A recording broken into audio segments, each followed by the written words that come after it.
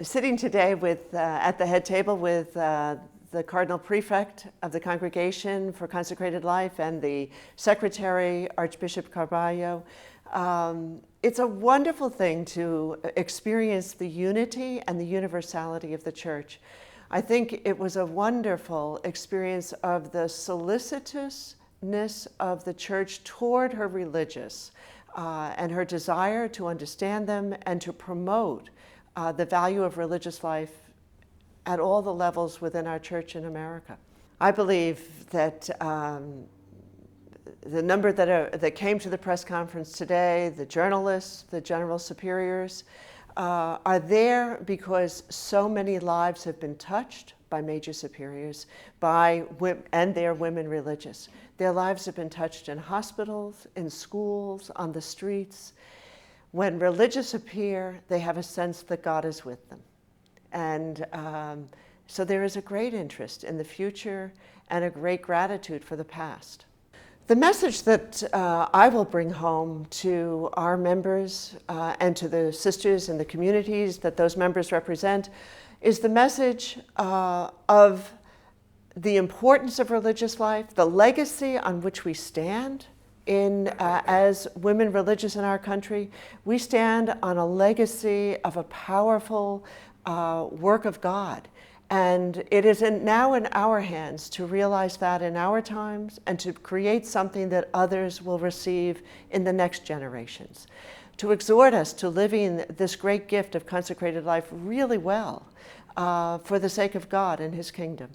Well, in this year of consecrated life, this graced moment that Pope Francis has given us all, provided us with an immediate opportunity to join with all of our sisters and brothers religious across the country to host open house days. So we have immediately seized the moment for collaboration. There will be many ways in which we will continue to do that as we have in the past in our missions, wherever the Lord allows that kind of collaboration for the good of His people.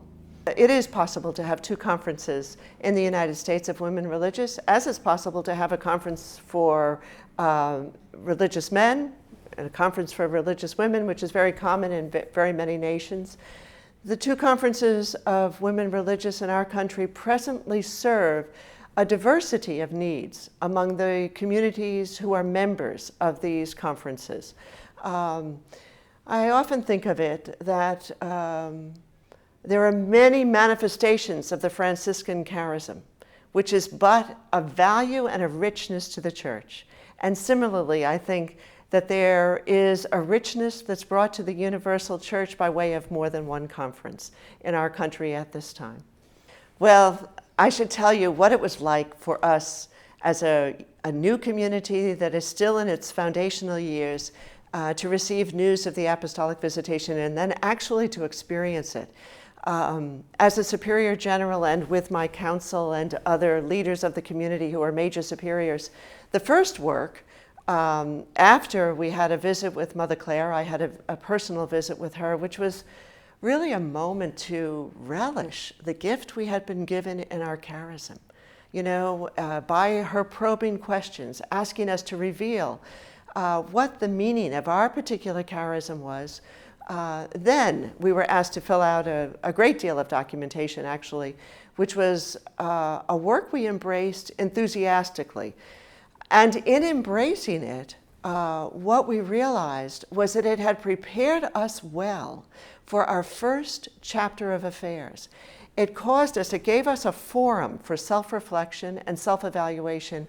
And in that process, we were able to define two areas that were areas that became the focus of our work as a community in our first chapter when we discussed how to move forward. So it was incredibly valuable to us. But I think one of the most beautiful things I experienced beyond that in the Apostolic Visitation was when the two visitors actually came into our community. We quickly took them on a tour of all of our missions and apostolic work so that they could get a feel for who we were. And then they were eager to meet every one of our sisters, and did. And our sisters felt for the first time in that unique and singular way an experience of the universal church coming to them. And they spoke as if they were speaking, and they wanted to know that the church and the Holy Father would hear those aspirations, those dreams of their hearts as young women who have been called into a radically new way of life by way of the call to consecration.